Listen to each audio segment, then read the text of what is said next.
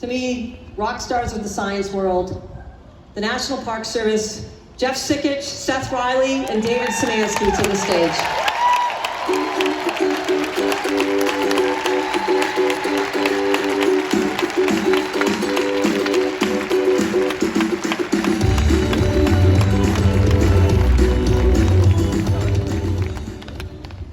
Good afternoon, everyone.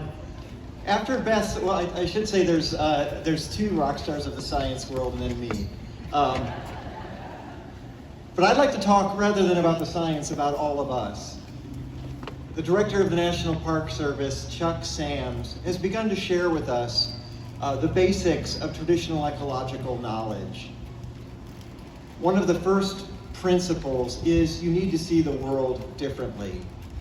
As Director Sams would say, and as a number of our speakers that opened the presentation today would say, we have no words for wild or wilderness. It's just home. We are not separate from the animals, the plants, the rivers, and the mountains.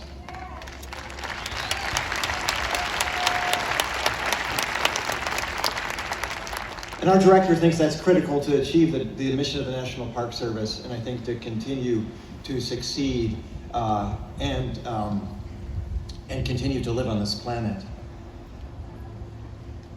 P-22 had a long life at Griffith Park because you allowed it. Instead of seeing pumas as animals to be feared, hunted, and exterminated, you welcomed him. And that's critical. P-22's story is one of hope, but the truth remains that the pumas of the Santa Monica Mountains are walking on a knife edge, and their path could lead to extinction or to coexistence. We know this, as Beth said, because of the two people behind me. Jeff Sikich and Seth Riley have devoted their careers and their lives to learning from lions, following them in all conditions, often in the dark of night, and protecting them from harm. I'm honored to have them on our team, and I'd like to them to say a few words. So, Jeff, Seth.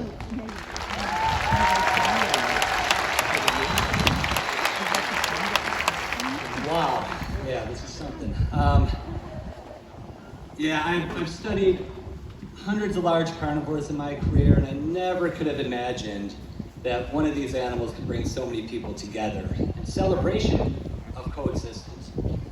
It's truly amazing to see so many people rally around P-22 and support him as a wild neighbor. To many, P-22 was this celebrity cat, but I knew him differently as part of our long-term research on mountain lions in the region.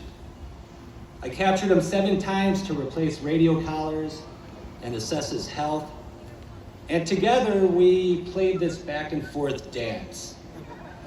Cat and mouse, or should I say trapper and cat, as I tracked his behaviors, monitored his movements, and walked in his footsteps. My adventures with P-22 paralleled scenes from many LA-based movies, from sneaking under the Hollywood sign at night, with permits, of course, being chased by the cops, exploring LA mansions, under pursuit from helicopters and news crews, and he even got me to the Greek. But P-22 is way more than a celebrity. He is an important ambassador for urban wildlife, and his science contributions are many. His home in Griffith Park is much smaller than any other mountain lions. Yet he behaved just like them. He remained elusive. He mainly used natural habitat areas. And when he did use urban areas, it was at night when people are less active. And he fed on normal prey of deer and other smaller mammals. He also suffered, though, from the same challenges of urban wildlife throughout the state: rodenticide poisoning, poor habitat connectivity, and busy roads. I followed P-22 every day online for the last 10 years, monitoring his movements.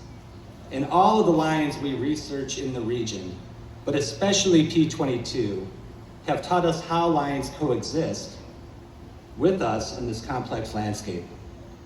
P-22's legacy will live on in his contributions to wildlife conservation, and also our heightened awareness of how to live in harmony with nature. Thank you for your time.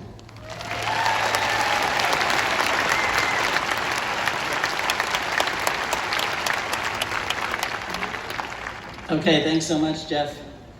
So I've been studying urban wildlife my whole career for 35 years now. I've studied tracked raccoons in our nation's capital, bobcats in the shadow of the Golden Gate, coyotes in the San Fernando Valley, but a big cat in Hollywood is definitely, as Jeff said, the most amazing example of urban wildlife that I'll ever study, almost for sure. So it's so appropriate that this is a celebration of life. As Jeff and David and Beth have been saying, P-22 had an amazing life. He taught us some critical lessons.